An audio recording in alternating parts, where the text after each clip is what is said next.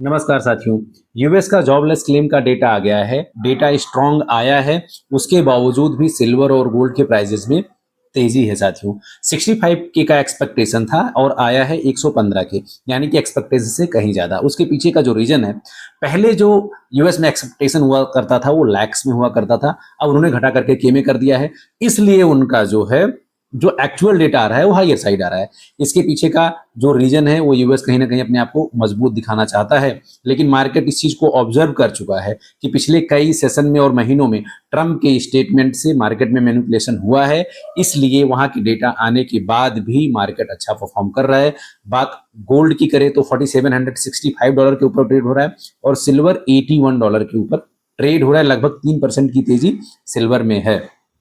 तो यूएस का डेटा हो और उन्होंने अनएम्प्लॉयमेंट रेट को अनचेंज रखा है, तो जिस हिसाब से वहां पे महंगाई है और अनएम्प्लॉयमेंट बढ़ा है, तो डेटा अच्छा दिखाने के बाद में भी मार्केट वहां पे रिएक्ट कर रहा है। अब अगर मैं बात करूं ईरान की, तो ईरान ने कंफर्म किया है कि उसके ऊपर फिर से अटैक हुआ है और वो बहुत ही जबरदस्त तरीके से रिटेलिएट करने के लिए तैयार है, क्योंकि वहां के जो फॉरेन मिनिस्टर हैं, रसिया का भी दौरा किया है और चाइना को उनका पहले से ही बैकेंड से समर्थन है। ओमान हो या अदर कंट्रीज हो, उनके बारे में भी ये कहा जा रहा है कि अब वो ईरान को सपोर्ट कर रहे हैं।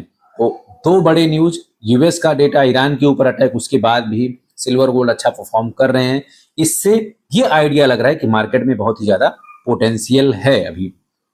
क्योंकि अगर रेशियो की बात करें तो सिल्वर और गोल्ड का रेशियो जो है वो भी 1:58 का चल रहा है अराउंड, लेकिन आने वाले टाइम में चार्ट के हिसाब से अगर बात करें तो 1:56 यहाँ पे आ सकता है। इसका ये मतलब साफ निकल करके आता है कि आने वाले टाइम में अगर गोल्ड 1% परफॉर्म करेगा तो सिल्वर वहां 2 से 2.5% परफॉर्म कर सकता है। सिल्वर में पोटेंशियल ज्यादा है। अब चाइना का बात करना यहाँ इसलिए इंपॉर्टेंट हो जाता है कि चाइना में सिल्वर आज $90 के ऊपर ट्रेड हो रहा है, यानी कि कॉमेक्स लंदन बुलियन मार्केट में जहां सिल्वर $81 के आसपास है, वहीं सिल्वर चाइना के मार्केट में $90 के ऊपर ट्रेड हो रहा है। अराउंड $10 का प्रीमियम है। उसके पीछे का कारण यह है, चाइनीज लोकल अखबार के मुताबिक चाइना में अभी भी सिल्वर का पूरा शॉर्टेज बना हुआ है, क्योंकि जिस हिसाब से स्टेट ऑफ हॉर्मोन्स ब्लॉक हुआ, सप्लाई वहां पे बाधित हुआ और दुनिया भर के माइंस में जिस तरह से गिरावट आया, क्योंकि सिल्वर एक बाय प्रोडक्ट है तो माइनिंग कम हुआ, अदर प्रोडक्ट से सिल्वर भी कम माइन हुआ, तो आने वाले टाइम में शॉर्टेज मेंटेन रहेगा। इसलिए चाइना का चाहे इंडस्ट्रियल डिमांड हो या बड़े प्लेयर हो या वहां का लोकल इन्वेस्टर है, वो ज्यादा से ज्यादा सिल्वर को एकुमुलेट कर रहे हैं। इससे सिल्वर का आने वाले टाइम में डिमांड हायर साइड बना रहेगा। और वॉर जिस तरह से है, जियो पॉलिटिक्स जिस तरह से है, अनसर्टनिटी जिस तरह से है, उसके बावजूद भी इस तरह का आउट परफॉर्म करने का साफ साफ मतलब है कि पोटेंशियल बहुत ज्यादा है। लेकिन अब अगर मैं बात करूं कि पोटेंशियल के बावजूद भी अच्छी खासी तेजी क्यों नहीं आ रही, क्योंकि मार्केट वेट एंड वॉच की सिचुएशन में है।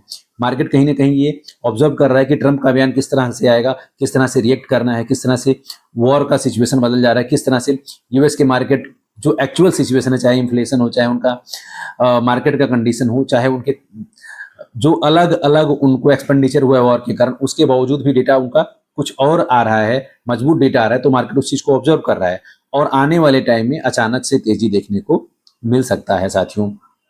अब अगर मैं बात करूं स्पेशली इंडिया की, तो इंडिया में जो गोल्ड का रिजर्व है वो 880 मिलियन है और फॉरेन रिजर्व भी लगभग लगभग $700 बिलियन का है। थोड़ा बहुत ऊपर नीचे हो सकता है।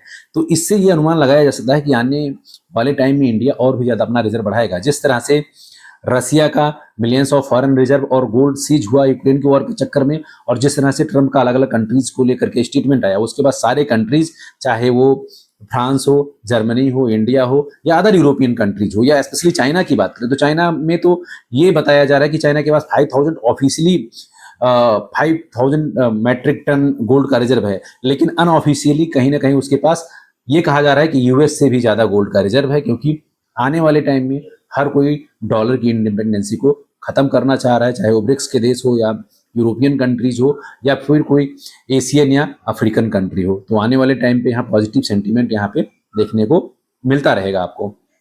अब बात करें साथियों मार्केट की, तो निफ्टी पिछले एक साल में परफॉर्म ना के बराबर किया है और लगभग रिटर्न नहीं दिया है, और आज भी लगभग 0.66% गिर करके बंद हुआ है। सेम लगभग 0.6 के आसपास बैंक निफ्टी और सेंसेक्स भी लगभग उसी के अराउंड में टूट करके बंद हुआ है। तो एक तरफ जहां पे एफआईआईज का लगातार बिकवाली जारी है, स्टॉक मार्केट में जहां गिरावट देखने को मिल रहा है, तो कहीं ना कहीं इससे सेफ इन्वेस्टमेंट की तरफ लोगों का रुझान ज्यादा है।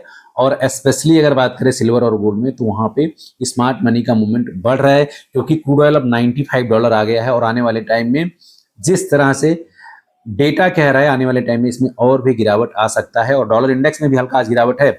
और डॉलर इंडेक्स कहा जा रहा है कि अभी जो 97 और 98 के बीच में घूम रहा है, वो 95 तक आ सकता है।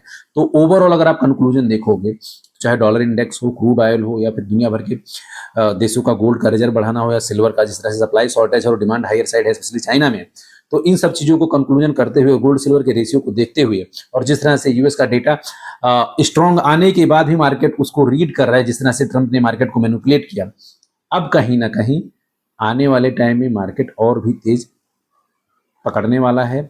लेकिन आप लॉन्ग टर्म का प्रोस्पेक्ट रखें, एटलीस्ट 2 साल का।